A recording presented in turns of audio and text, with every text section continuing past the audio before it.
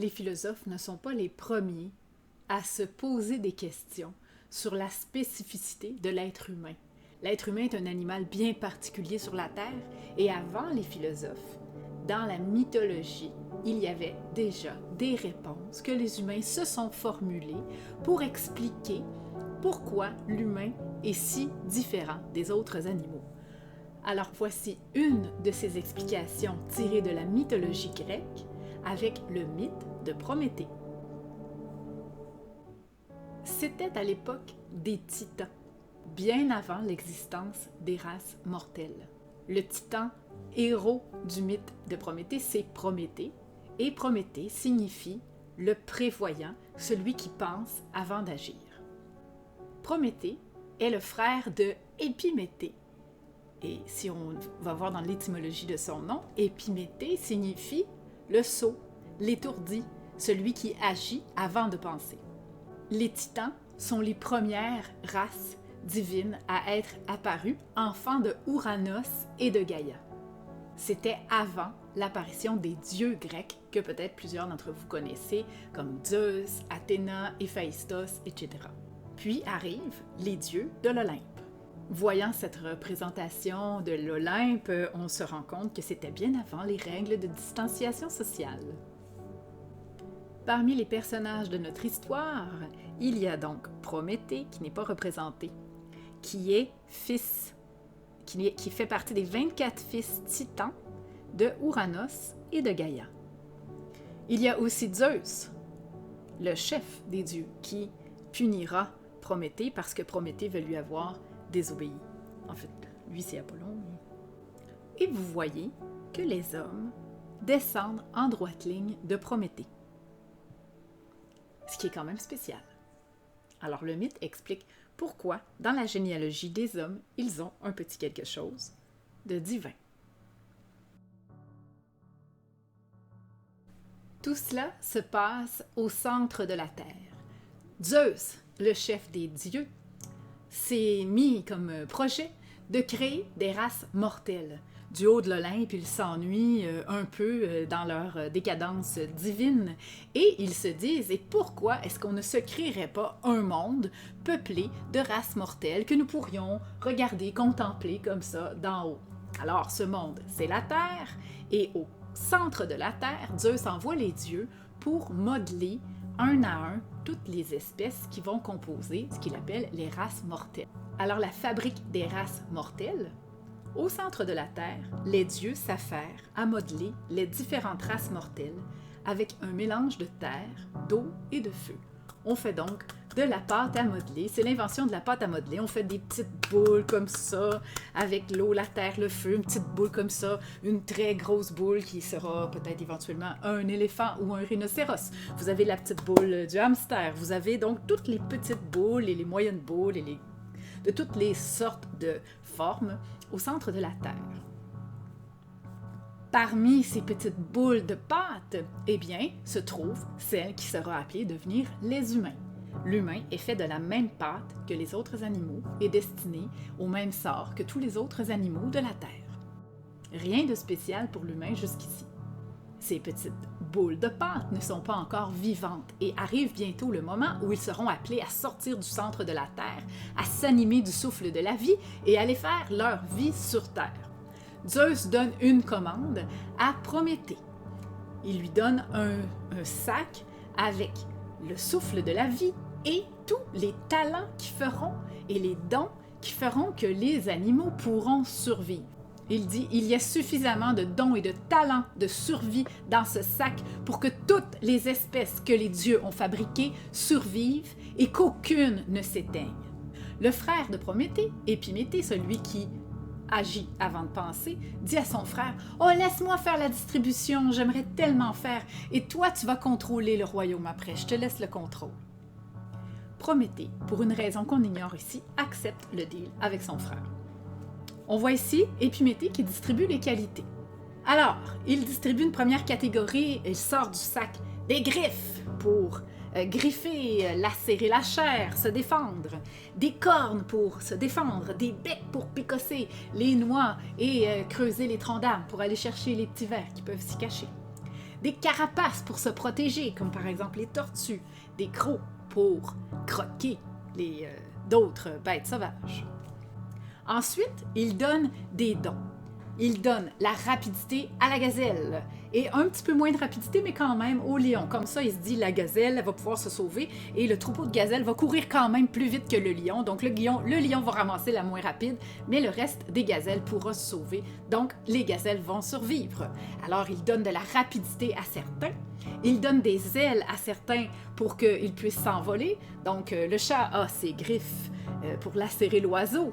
L'oiseau sans ailes, c'est une petite boule absolument insignifiante, mais avec ses ailes, l'oiseau s'envole et le chat ne peut rien faire. Il distribue aussi des taux de fécondité variables. Aux grands prédateurs forts carnivores, il donne un taux de fécondité plutôt bas.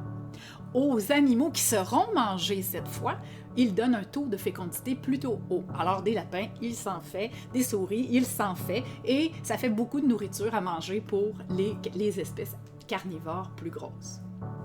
Ensuite, Zeus a des saisons difficiles, il fait chaud l'été, il fait froid l'hiver. Comment survivre aux saisons de Zeus? Eh bien, dans le sac, Épiméthée distribue la fourrure aux animaux qui devront endurer l'hiver, des peaux cuirassées aux animaux qui devront supporter le soleil du désert, etc. Alors tout se passe très bien. Épiméthée distribue ses dons, est très fier de son ouvrage et se dit que c'est vraiment fantastique. Toutes ces espèces mortelles qui vont réussir quand même à vivre et à se reproduire, donc à ne jamais disparaître. Mais oups! Quelle est donc cette bestiole, cette petite pâte, cette boule de pâte oubliée dans le coin? Eh oui, c'est l'humain. Et il est foutu. Pourquoi il est foutu? Eh bien, il ne reste plus rien dans le sac. Plus rien? Épiméthée est totalement énervée, découragée. Oh non, j'avais pas prévu, j'avais pas compté tout le monde. Je pensais, je suis allée à l'œil, là, je me disais que j'en aurais assez. Mais dans le fond, j'aurais pu être plus prévoyant, puis prévoir mes affaires, puis partager, puis les donner juste quand j'aurais été certain de n'oublier personne. J'ai oublié la petite boule. Oh, qu'elle fait pitié! La petite boule de pâte qui est l'humain, là, elle n'a rien. Alors, dans son désespoir, il rouvre son sac, sa grosse poche, et trouve des petites graines de griffes. Puis il dit à l'humain, « Donne-moi ta patte, donne-moi ta patte. » Fait que là, l'humain, il donne sa patte, puis il met des petites graines de griffes. Il trouve des petites graines de crocs. Il dit à l'humain, « Ouvre ta bouche, là. » Et il lui met les petites graines de crocs. Vas-y, croque pour voir. Et là, Épiméthée se dit, ça va pas être suffisant. Il fouille dans son sac, il trouve des petits restants de fourrure. Il dit que t'as quand même un corps assez long, là. Qu'est-ce que je vais faire? Bon, je vais en mettre là où ça compte. Et pour le reste, je vais le souffler sur toi. Donc, on est semi-poilu. Mais on n'a pas assez de fourrure pour endurer l'hiver. Il n'y a pas de peau cuirassée pour supporter le soleil, on brûle. Il reste un petit peu de vitesse, mais pas grand-chose. Il n'y a pas d'ailes, pas de nageoires.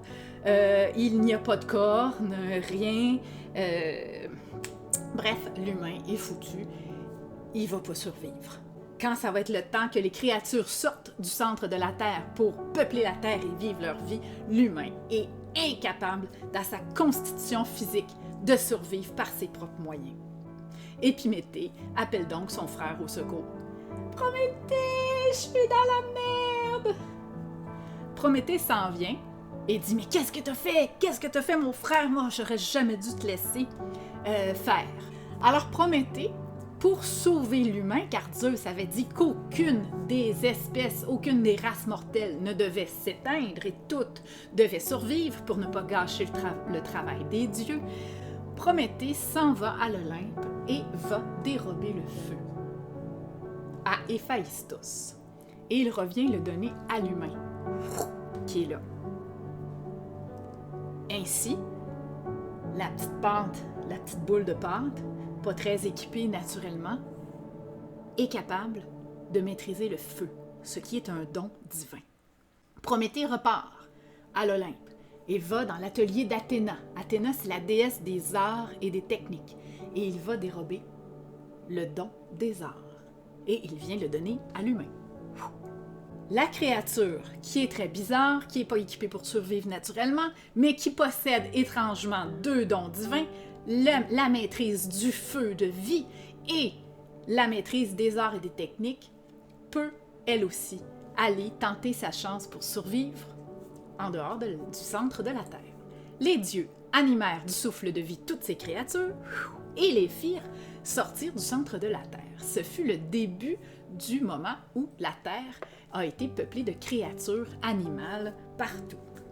Ainsi, l'homme a réussi à survivre aux saisons de Zeus, réussir à chasser avec des armes, réussir à construire sa maison pour se protéger, se faire un feu pour se réchauffer, faire cuire sa nourriture avec le feu parce qu'il n'y avait pas les dents pour croquer de la chair fraîche, et se confectionner des habits avec des aiguilles à coudre, du cuir, etc. Est-ce que l'homme était sauvé, même s'il pouvait survivre maintenant physiquement, même s'il pouvait assurer sa survie? Eh bien non, malheureusement, après quelques temps comme ça, l'humain était très très intelligent, avait énormément de talent technique, savait faire une panoplie de choses, mais l'homme était sur le point de s'éteindre lui-même par sa faute. En fait, il était tellement intelligent, mais avait si peu de savoir-vivre ensemble que les humains entre eux vivaient en bandes éparpillées, s'entretuaient, se volaient, se faisaient la guerre, se volaient les femmes, la viande, le steak et tout le kit. Par ailleurs, ces humains n'étaient pas organisés avec l'art militaire et ne savaient pas comment se défendre contre les bêtes sauvages. Donc, il manquait d'organisation. Ils allaient donc périr. Zeus, qui voit ça d'en haut de l'Olympe, se dit « C'est trop triste. Cette créature qui est l'homme, qui est devenue particulière, qui est à notre image, qui nous ressemble et qui a de nos dons divins. Ils les a pas tous, hein? Bien sûr, on est vraiment supérieur. Mais l'humain en a quand même quelques-uns. Ça serait vraiment dommage qu'il disparaisse. Alors, pour le faire survivre, pour qu'il réussisse à ne pas s'éteindre, l'humain qui est devenu un peu trop intelligent pour son origine de pâte à modeler, et qui va s'entretuer, qui va tout détruire autour de lui, tellement il y a trop de capacités techniques et pas de savoir-faire pour se contrôler avec ça et s'organiser. Il lui manque un don divin. Je vais donc envoyer Hermès, mon messager, lui porter le dernier don. Zeus envoie ainsi Hermès, son dieu messager, faire un dernier don divin aux hommes. Quel est ce don? Que manque-t-il aux humains pour qu'ils puissent survivre? Je vous le dis pas tout de suite, je vais vous le dire tantôt. Avant de partir avec le don dans ses mains, Hermès demande à Zeus, « Zeus, est-ce que je fais la distribution de ce don à tous les hommes? Est-ce que je le donne à tous les humains ou est-ce que je le donne seulement à certains, comme c'était le cas avec les arts et les techniques d'Athéna? Quand Prométhée a volé les arts et les techniques d'Athéna, il ne les a pas donnés à tout le monde. Donc, seules quelques personnes ont l'art de la médecine. Seuls certains autres ont l'art de l'ingénierie pour construire des ponts. Ce n'est pas tout le monde qui sait comment construire des ponts ou soigner les maladies. Et c'est ainsi que certains hommes sont spécialisés dans certaines techniques et d'autres non. Est-ce que je le fais comme ça ou est-ce que je le donne à tous indistinctement? Zeus répondit d'une voix grave. À tous indistinctement, et que celui qui ne respecte pas ce don, qui ne vit pas à la hauteur de ce don, soit mis à mort. Hermès dit d'accord, je vais leur faire le message. Alors il part porter le dernier don. Quel était ce don? Eh bien, ce don, on pourrait le nommer de deux façons. La traduction grecque laisse entendre deux mots. Donc, c'est le don de la justice ou encore le don du politique. Le don du politique consistant à être en mesure de vivre ensemble, de s'organiser en cité, de se créer des lois communes que les gens vont respecter.